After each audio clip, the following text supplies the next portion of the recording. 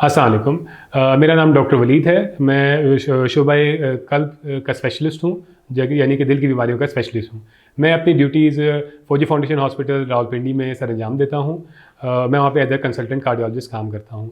आज मैं आपको दिल की बीमारियों के बारे में जो एहतियात है और जो क्या नाम है इसका, खुराक में एहतियात और जो भी एहतियाती तदाबीर हैं उसके बारे में आपको तफसीलन बताऊँगा।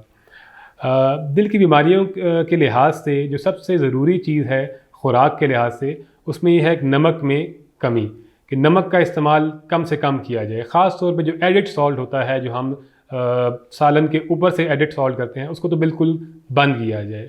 इसके अलावा भी जो इवन हांडी के अंदर भी नमक की कम से कम इस्तेमाल करना चाहिए दिल की बीमारियों के लिहाज से। ठीक है। दूसरी चीज़ ये होगी कि तली हुई अशिया का इस्तेमाल कम से कम।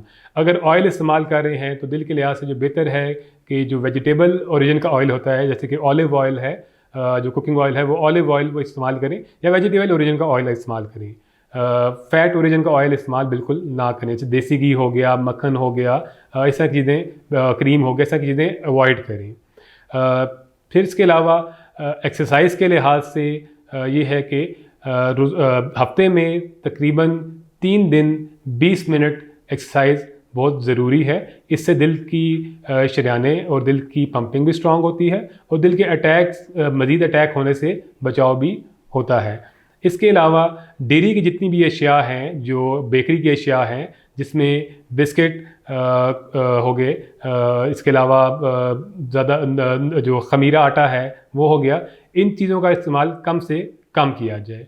बड़ा गोश्त खुराक में कम से कम इस्तेमाल किया जाए। चिकन हो गया, मछली होगी, उसका इस्तेमाल कर सकते हैं। सब्ज़ी का इस्तेमाल ज़्यादा से ज़्यादा किया जाए।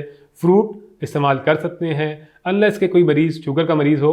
अब हर कोई फ्रूट उसके हाथ से ले सकते हैं, लेकिन शुगर के मरीज़ों में खजूर, आम और अंगूर जो है उसका इज्तनाब किया जाए। बाकी फ्रूट कम मिक़दार में ले सकते हैं।